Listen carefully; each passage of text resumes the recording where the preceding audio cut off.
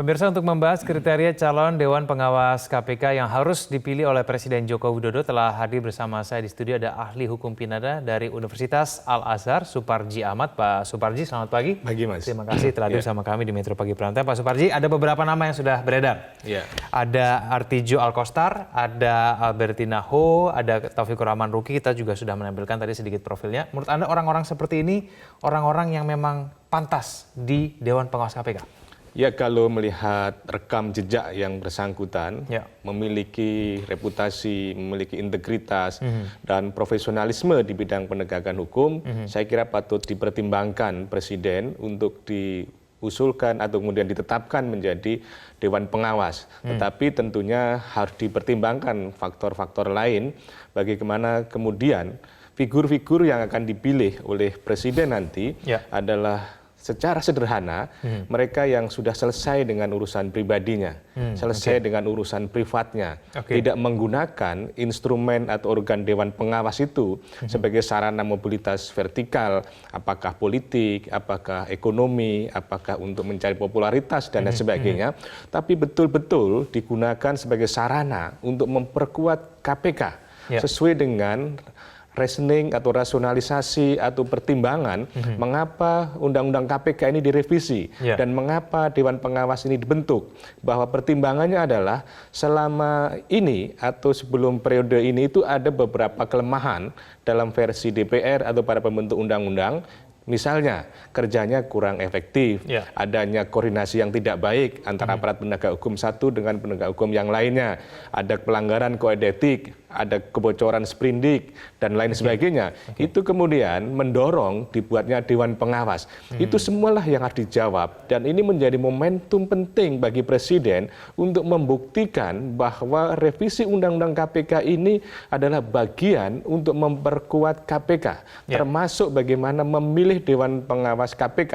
Kalau seandainya pilihan-pilihannya itu tidak menjanjikan optimisme untuk penguatan KPK, maka itu juga menjadi pertanyaan bagi Presiden, bagaimana dulu katanya akan memperkuat KPK, tetapi figur-figurnya malah justru berpotensi untuk memperlemah KPK. Jadi disinilah publik akan menanti sejauh mana komitmen Presiden terhadap apa yang disampaikan, bahwa sama sekali tidak ada upaya untuk melemahkan KPK, tetapi untuk memperkuat KPK, dan KPK akan dibentuk sebagai lembaga yang kuat, tetapi bukan mutlak, tetapi disinilah kemudian keberadaan Dewan Pengawas. Baik, itu. Pak Suparji, ciri-ciri orang yang sudah selesai dengan dirinya, itu seperti apa? Ya, pertama menurut saya adalah bahwa yang bersangkutan berorientasi jabatan tadi itu untuk pengabdian kepada bangsa dan bernegara. Kemudian yang kedua, bahwa yang bersangkutan jabatan Dewan Pengawas tadi itu tidak ada pamrih misalnya, pengen mencari popularitas, pengen mendapatkan keuntungan secara ekonomi, pengen mendapatkan dukungan politik. Kalau itu masih membawa personal atau urusan-urusan privat ke ruang publik, itu berarti belum selesai dengan urusan pribadi. Nama-nama itu sesuai?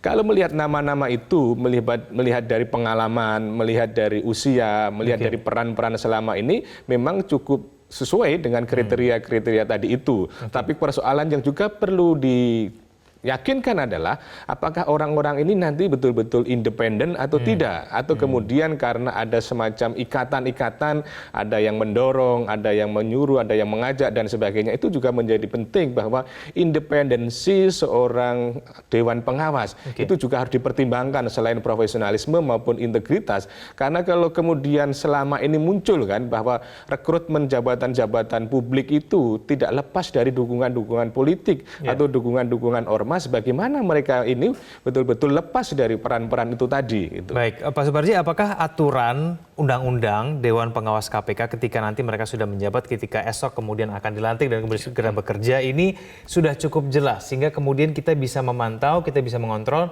apakah kemudian Dewan Pengawas ini independen atau tidak?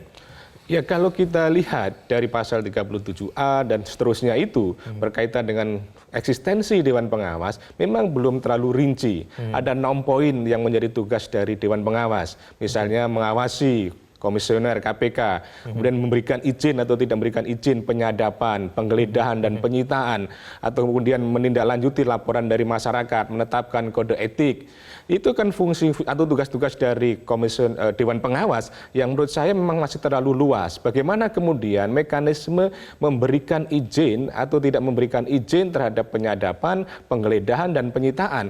Kalau kita lihat konteks hukum acara selama ini, bahwa sebetulnya kan untuk izin dari penyitaan itu kepada ketua pengadilan. Terus kemudian bagaimana penggeledahan pun sebagai bagian dari upaya paksa tidak bisa juga dilakukan secara sewenang-wenang. Tetapi di sini menjadi otoritas dari Dewan Pengawas. Bagaimana kemudian kriteria yang harus dilakukan oleh Dewan Pengawas untuk memberikan izin atau tidak memberikan izin terhadap tiga hal tadi itu. Dan pada sisi yang lain adalah bagaimana untuk menjamin bahwa soal izin tadi itu tidak berkorelasi pada hal yang negatif. Misalnya malah menyebabkan bocor terhadap agenda penyadapan tadi itu.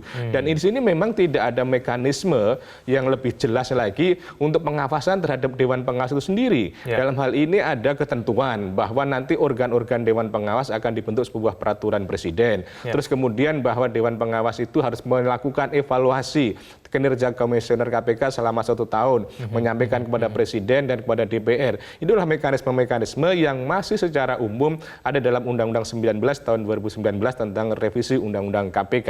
Artinya masih perlu adanya ketentuan-ketentuan teknis, dan di sini ruang publik mungkin menjadi terbatas karena ini nanti akan ditentukan oleh internal Dewan Pengawas itu sendiri. Baik, Pak Suparji, tapi kalau menurut Anda sendiri Dewan Pengawas KPK ini nanti harus melapor kepada presiden atau ke DPR atau kemana nih sebetulnya? Ya, kalau menurut ketentuan yang ada dalam konteks evaluasi laporan kinerja komisioner KPK nanti itu dilaporkan kepada presiden dan kepada DPR, dan itu ada sebagai suatu bentuk mekanisme transparansi atau keterbukaan dalam menjalankan tugas dan wewenang dari Dewan Pengawas tadi. Cuman pertanyaannya, apa yang akan dilaporkan? Apakah termasuk kemudian izin dan tidak izin penyadapan, penggeledahan dan penyitaan sebagai satu persoalan yang paling krusial yang dikeluhkan oleh banyak masyarakat, bahwa eksistensi Dewan Pengawas ini dianggap akan melemahkan karena adanya fungsi-fungsi tadi itu. Nanti akan menjadi bocor, nanti menjadi lemah KPK dalam melakukan proses penyadapan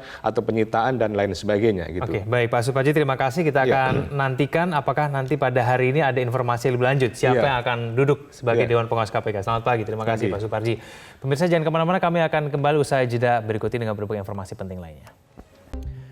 Pemirsa, untuk membahas kriteria calon Dewan Pengawas KPK yang harus dipilih oleh Presiden Joko Widodo, telah hadir bersama saya di studio ada ahli hukum pidana dari Universitas Al-Azhar, Suparji Ahmad. Pak Suparji, selamat pagi. Pagi, Mas. Terima kasih telah hadir bersama kami di Metro Pagi Prime Time. Pak Suparji, ada beberapa nama yang sudah beredar.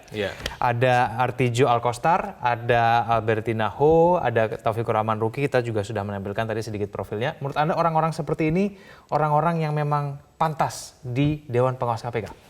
Ya, kalau melihat rekam jejak yang bersangkutan, memiliki reputasi, memiliki integritas dan profesionalisme di bidang penegakan hukum, saya kira patut dipertimbangkan Presiden untuk diusulkan atau kemudian ditetapkan menjadi Dewan Pengawas. Tetapi tentunya harus dipertimbangkan faktor-faktor lain bagaimana kemudian figur-figur yang akan dipilih oleh Presiden nanti adalah secara sederhana, mereka yang sudah selesai dengan urusan pribadinya, selesai dengan urusan privatnya, tidak menggunakan instrumen atau organ Dewan Pengawas itu sebagai sarana mobilitas vertikal, apakah politik, apakah ekonomi, apakah untuk mencari popularitas dan lain sebagainya, tapi betul-betul digunakan sebagai sarana untuk memperkuat KPK sesuai dengan reasoning atau rasionalisasi atau pertimbangan mengapa Undang-Undang KPK ini direvisi dan mengapa Dewan Pengawas ini dibentuk. Bahwa pertimbangannya adalah selama ini atau sebelum periode ini itu ada beberapa kelemahan dalam versi DPR atau para pembentuk undang-undang. Misalnya kerjanya kurang efektif, adanya koordinasi yang tidak baik antara aparat penegak hukum satu dengan penegak hukum yang lainnya, ada pelanggaran kode etik ada kebocoran sprindik dan lain sebagainya. Itu kemudian mendorong dibuatnya Dewan Pengawas. Itu semualah yang harus dijawab, dan ini menjadi momentum penting bagi Presiden untuk membuktikan bahwa revisi Undang-Undang KPK ini adalah bagian untuk memperkuat KPK, termasuk bagaimana memilih Dewan Pengawas KPK. Kalau seandainya pilihan-pilihannya itu tidak menjanjikan optimisme untuk penguatan KPK, maka itu juga menjadi pertanyaan bagi Presiden, bagaimana dulu katanya akan memperkuat KPK, tetapi figur-figurnya malah justru berpotensi untuk memperlemah KPK. Jadi di sinilah